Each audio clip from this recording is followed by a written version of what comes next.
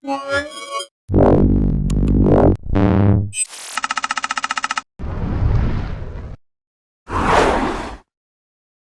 Scott here from Mobile Geeks, and here we are at the Intel booth at IFA 2013. And right over there, Sasha and Kashi are live streaming. It's a really exciting moment. But what's more exciting, well, actually, it's not more exciting than a live stream. Nothing's more exciting than a live stream. But we have here the Yoga 2 Pro. So this is the upgrade from the Yoga 13, which I have here. So I'm going to do a comparison between the two units. But first, we're going to take a quick walk around this one so you can kind of see what's going on. There's a definite improvement in the weight, 1.3 kilos, and another great feature is that it's much thinner. So we just take a look at the system here. You can see that we've got the USB with a quick charge, headphone jack, volume rocker. I believe that's the mute button or the screen lock. There we have a headphone button. There's the power buttons there. Oh, that's the reset button. All right. And then we have the power button. So if we just take a quick look at the other side of the Yoga, the old Yoga, the Yoga 13, you can see that this is significantly thinner. They've changed so up here we have the PSU, USB 2, SD card, and then this is the button for the orientation, the reset button here. So you can see that it is significantly thinner, especially here on the edge. And one thing that you'll notice as well is if you kind of take a look in the light over here, you can see that the styling is much different. So this kind of angles in, and it has this, kind of inward angle on both the top and the bottom, and there's a rubberized moment here as well. And now the reason why they've done that, so they've actually improved the design. So you can see that when we flip it up into the Yoga mode, that the unit's kind of angled to stay up. So it's definitely different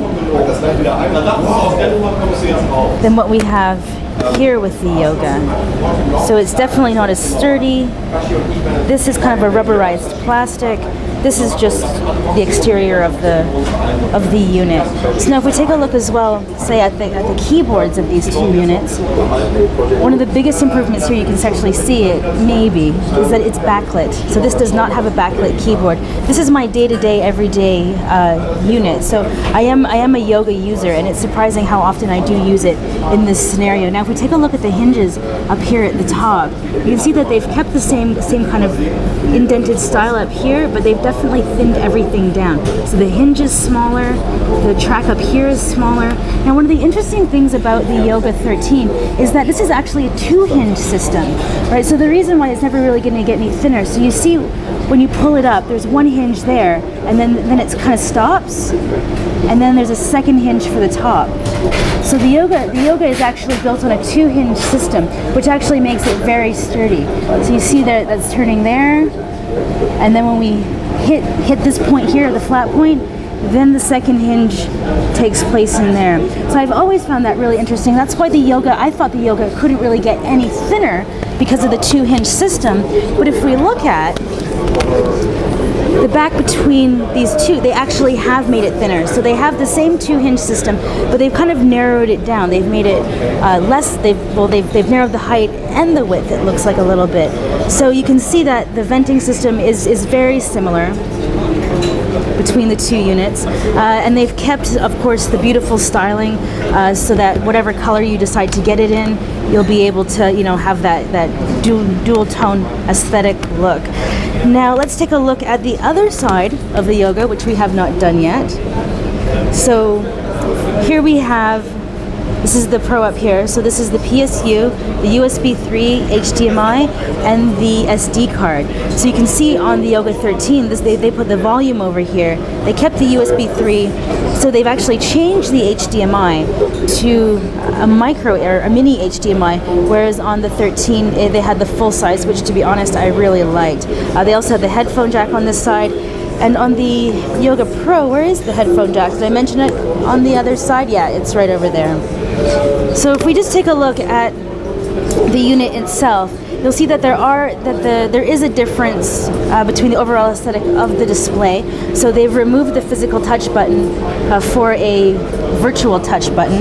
Now the other big difference between the two units is this has a QHD display. So this is 3200 by 1800 and then the original Yoga is 1900 or 1600 by 9. So there's still HD, but this is one of the really high QHD resolution displays. This is one of the Quad HD. Oh, sorry, Quad HD. A little bit less, that's right. So this is actually competing, or actually higher than what the Chromebook Pixel is doing by just a little bit. So I'm a huge fan of the Yoga form factor. I definitely use it in lots of different ways. The trackpad is, to be honest, I'd like to review this trackpad because my trackpad after March, April, I've had this since March, it's now September. It's sometimes a little not as reliable as I would like. I am a pretty aggressive tapper, but we'll see. But the trackpad definitely has gotten smaller. So this has just been a quick look at both Yogas. The Yoga Pro, Yoga 2 Pro, comes Core i3 up to Core i7. This particular unit has 4 gigabytes of RAM, goes up to 8. So they're definitely incremental improvements. So this has a 256 SSD, this one has a 512 SSD. So I mean, it's everything that you would expect in a Yoga upgrade. But definitely they've improved the aesthetics, they've put a killer display in, obviously Haswell, who doesn't want that? So I'm Nicole Scott from Mobile Geeks, looking forward to actually leaving my 13 and trying out the Yoga 2 Pro because, well, I do love rendering my videos and walking around for you. One of my favorite things in the world. So I'm Nicole Scott from Mobile Geeks.